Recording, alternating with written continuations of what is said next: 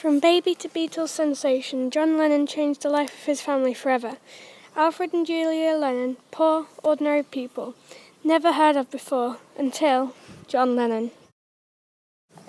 The 9th of October 1940, John Lennon was born. Julia was his mother and Alfred Lennon was his father. Alfred was a sailor, so wasn't around very often. By the age of 5, Julia was so poor, she decided to hand John over to her sister, Aunt Mimi, instead. At school, John wasn't very good at maths or literacy, but showed a huge liking to art. His mum bought him his first ever guitar. By the age of 16, John had joined his first band, the Quarrymen, and soon invited Paul McCarthy to join the band. Over time, the Quarrymen changed their band name.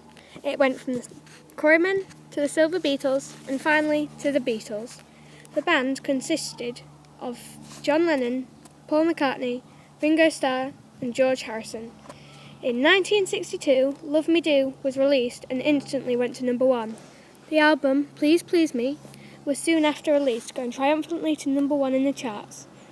They eventually decided to change the instruments to more rare, unique instruments. Not only were they famous in the musical world, but also in films. In the 1970s, the band split up. They realised they wanted different things. Eventually, John and Yoko, his wife, started to record their own albums. By 1965, all the Beatles were awarded MBEs, but because of a war in 1968, he gave his back.